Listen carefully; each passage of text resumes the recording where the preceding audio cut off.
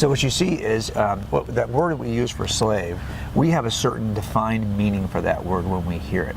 If I mention the word slave today, most people think of a New World slavery that we saw when people were captured in, say, Africa and brought to the New World and forced into bondage and slavery. And that's the way we see slavery given the context of the word today. But the word that was used for slave in the Old Testament, in the Hebrew, and also in the New Testament is a very different kind of indentured servitude.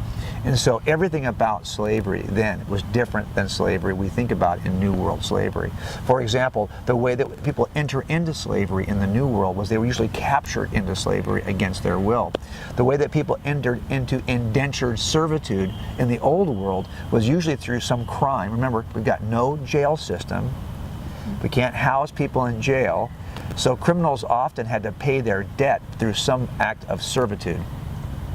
Even war criminals would pay their debt through some act of servitude. And many people who were just in debt because they had borrowed or whatever would work off their indebtedness through some act of servitude.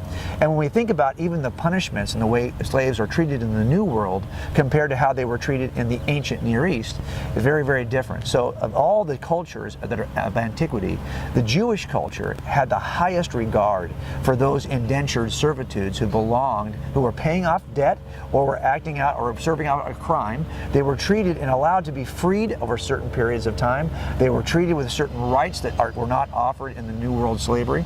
So we have to be careful when we see what is being described in Scripture, thinking to ourselves, oh, they're talking about the same kind of slavery that was in America before the Civil War. No, they're not talking about that. They're talking about people who entered voluntarily, who had an exit route that was they could earn out, and they also had a system in place to treat them a certain way while they were in indentured servitude. So everything about the way in, the way you were treated while you were there, and the way out is different in the New World slavery we think about and in the ancient Near Eastern slavery that we see represented in Scripture. So what we're doing here is we're looking at really a way that people could either serve a sentence for a crime or could pay off a debt. And that's why it's a very different system. So you have to be careful about equating the two.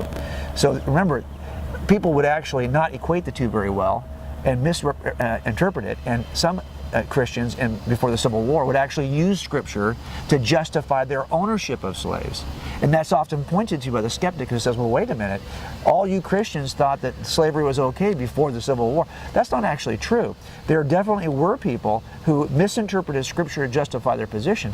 But who were the abolitionists? Who were the people who actually ended slavery, and what caused them to end slavery? Oh, those were Christians who were reading Scripture, understood what it meant, and wanted to see an end to the New World slavery that we see. Wilberforce was a Christian motivated by his Christian faith to be an abolitionist in Europe to end slavery.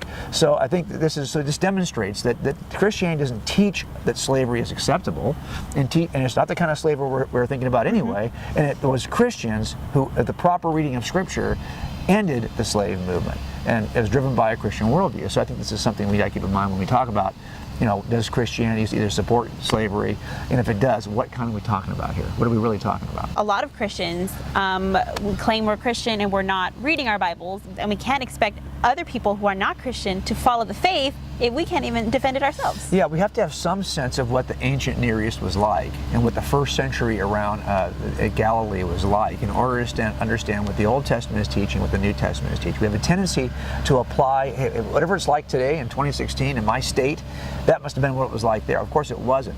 And one of the most interesting parts of that is just this idea we talked about, that there was no way to serve sentences related to theft, or to serve sentences related to indebtedness, or to serve sentences related to certain kinds of crimes. This was one of the ways that the ancient Near Eastern culture would actually serve those kinds of sentences. So that's why you will sometimes see that war criminals, for example, will have a certain season of indentured servitude. Then later on you'll see in Scripture that group has now been assimilated into the culture. Well, why? It's because, like I said, different way into slavery, different way out, and a different experience while you were there, because this is not New World slavery like you think of here and before the Civil War.